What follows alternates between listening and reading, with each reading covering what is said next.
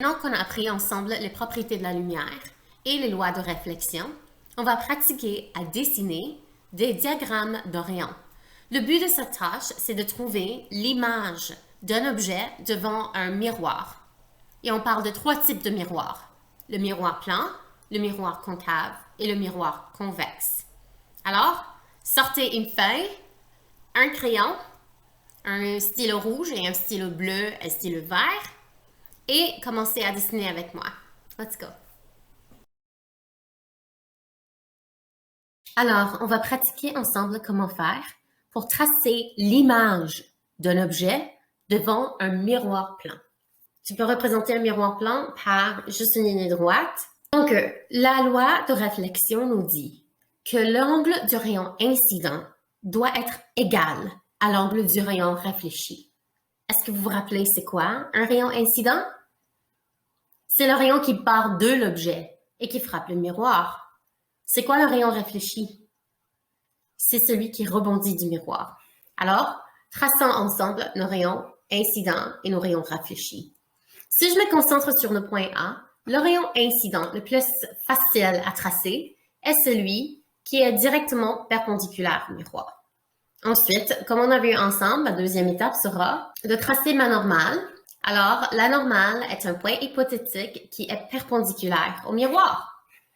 Je trace la normale de mon point d'incidence où le rayon incident frappe le miroir. Alors, on a vu que le rayon incident qui est sur la normale, qui est perpendiculaire au miroir, aura un angle de 0 degré. Ceci veut dire que l'angle du rayon réfléchi sera aussi 0 degré. Le rayon réfléchi va donc rebondir du miroir dans la même direction. Et on représente le rayon réfléchi par une flèche bleue. Voilà. Le rayon incident, la normale et le rayon réfléchi sont tous sur le même point. Mon deuxième rayon incident, on peut choisir l'angle qu'on veut aussi longtemps qu'on respecte la loi de réflexion. Alors, disons, je le trace comme ça. Aussitôt que je trace mon rayon incident, je dois tracer ma normale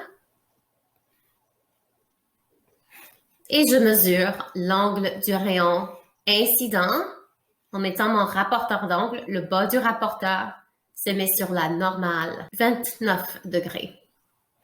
Ceci veut dire que l'angle du rayon réfléchi doit aussi être 29 degrés. Alors, on prend le rapporteur d'angle, on le met de l'autre bord, je mesure 29 degrés et le rayon réfléchi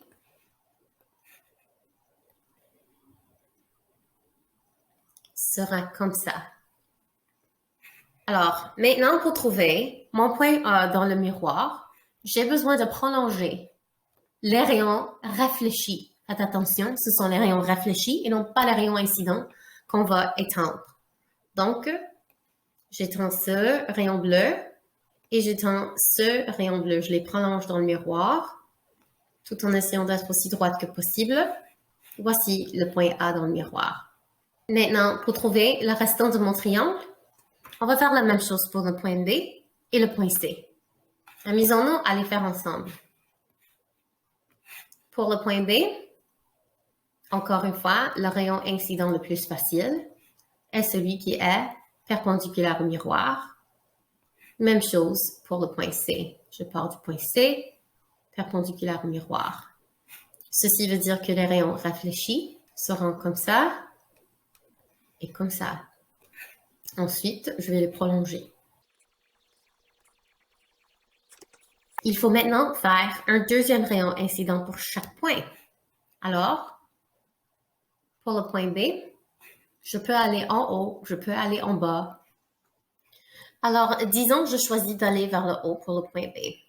Voici mon deuxième rayon incident pour le point B. Voici la normale.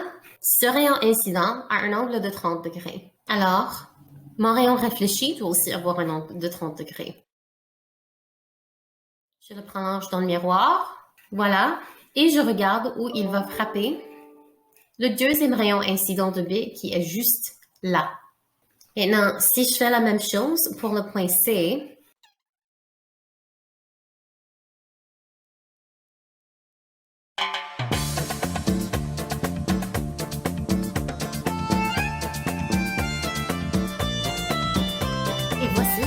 connecte mon point A, AB, AC, j'obtiens l'image de mon triangle ABC.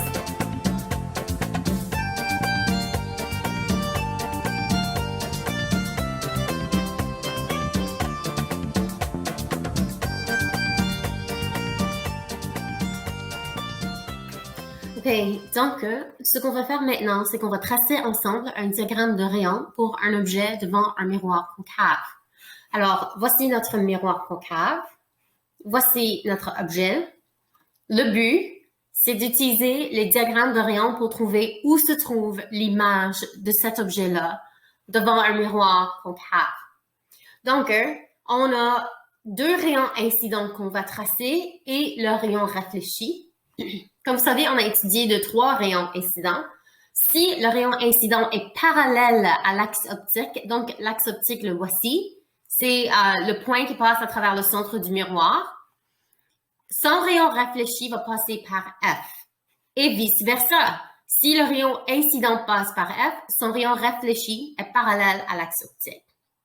Le troisième rayon incident est celui qui passe par C et son rayon réfléchi va aussi passer par C, comme le fait le rayon réfléchi d'un rayon incident perpendiculaire à un miroir plan. Donc, on va tracer ensemble. Ici, on a trois situations comme on a vu ensemble. Si l'objet est devant le foyer, donc ça c'est le foyer, ça c'est le centre de courbure. Le centre de courbure est à 5 cm, donc j'ai tracé le foyer à 2,5 cm. Il est juste là ce point. Vous allez prendre votre règle et vous allez utiliser la couleur rouge pour tracer votre premier rayon incident. Le voici. Il est parallèle à l'axe optique. Le deuxième rayon incident doit passer par F. On va tracer tous les rayons incidents en premier et ensuite on va tracer le rayon réfléchi. Maintenant, étant donné que l'objet est devant F, le rayon incident ne peut pas vraiment sortir de F parce que le rayon incident, par définition, part de l'objet et frappe le miroir. Alors, s'il part de l'objet et l'objet est devant F, ce n'est pas possible. Mais on va prétendre qu'il passe par F. Alors, vous allez prendre votre règle et vous allez la bouger pour la mettre sur F de façon à ce qu'elle touche aussi le bout de votre objet. Donc, elle passe par F et elle touche le bout de votre objet. Vous allez aligner ça. Maintenant, vous êtes capable de faire votre rayon incident. Alors maintenant, on va tracer le rayon réfléchi. Donc, si le rayon incident passe par F, le rayon est parallèle à l'axe optique, le rayon réfléchi doit passer par F. Alors, le voici. Il passe par le foyer. Si le rayon incident passe par le foyer, son rayon réfléchi est parallèle à l'axe optique. Donc, voici le deuxième rayon réfléchi. Maintenant, l'extension ou le prolongement des rayons réfléchis va montrer où se trouve le bout de mon étoile. Voici le deuxième rayon réfléchi. Le point où ils intersectent, ça c'est où le bout de mon étoile se trouve. Alors, si je mets mon image, la voilà.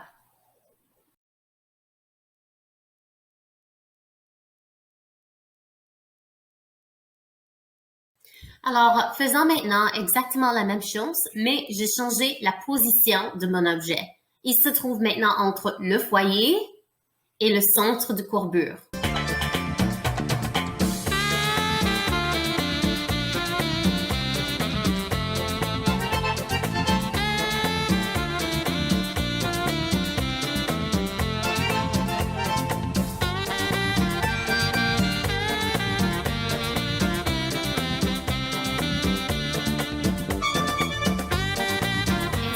Partie du creux de mon cœur. Ceci veut dire que l'intersection des deux rayons réfléchis doit représenter aussi le creux du cœur. Et donc, voici l'image de mon objet quand il est situé entre le foyer et le centre de courbure. On peut voir qu'elle est plus grande, donc HI est plus grand que HO. Elle est plus loin, donc DI est plus grand que DO. On peut voir qu'elle est renversée et qu'elle est réelle, étant donné qu'elle est devant le miroir.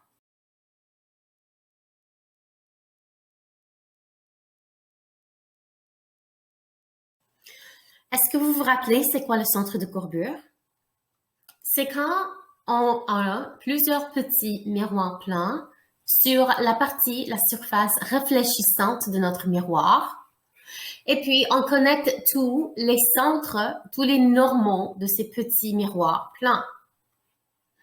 Alors, si on a notre miroir convexe maintenant, si on a des petits miroirs plans, ils vont avoir l'air comme ça.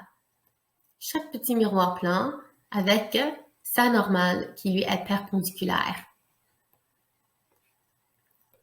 D'après ce que vous voyez, est-ce que c'est possible que les normaux de ces petits miroirs plans se connectent devant le miroir, comme dans le cas d'un miroir concave? Ils ne vont jamais se connecter devant le miroir. Ils vont seulement se connecter, s'éloigner devant le miroir.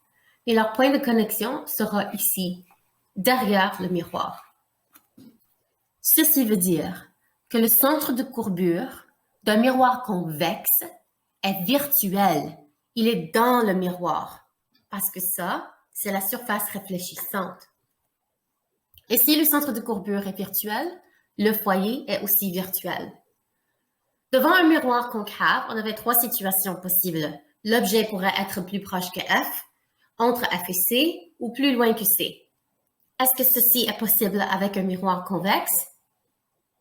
Étant donné que le foyer et le centre de courbure sont virtuels, l'objet lui-même ne peut jamais se situer entre le foyer ou le centre de courbure et le foyer.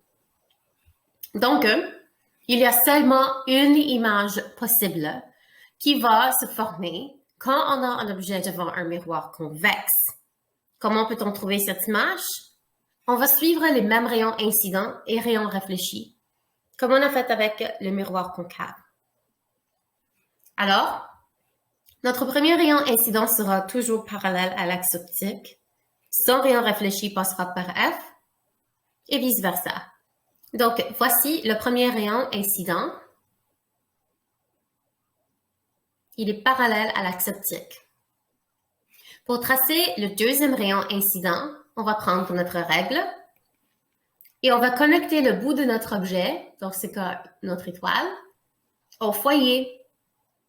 Et on va tracer notre rayon incident ainsi. Évidemment, le rayon incident frappe le miroir. Il ne peut pas pénétrer dans le miroir, donc on arrête où il rencontre la surface du miroir. Maintenant, on va tracer nos rayons réfléchis. Alors, pour le premier rayon incident, qui est parallèle à l'axe optique, le rayon réfléchi doit passer par F. Encore une fois, il ne peut pas vraiment passer par F, étant donné que le foyer est virtuel. Donc, on va prétendre qu'il passe par F. On va tracer une ligne pointillée depuis F et qui va connecter avec mon rayon. C'est mon rayon réfléchi. Et donc, pour le deuxième cas, c'est facile. C'est parallèle à l'axe optique. Pour trouver mon image, je vais maintenant connecter les deux rayons réfléchis. Ceci veut dire que mon étoile, le bout de mon étoile, sera juste là. Ça, c'est notre image. Tracer des diagrammes de rayons pour les miroirs plans, concaves et convexes est très intéressant à faire. Mais pourquoi le faire? C'est quoi les utilités? Comment est-ce que ces connaissances peuvent nous bénéficier? Regardez autour de vous. Est-ce que vous êtes capable d'identifier des miroirs concaves et convexes? En classe, on va discuter de toutes les utilités de ces miroirs concaves et convexes.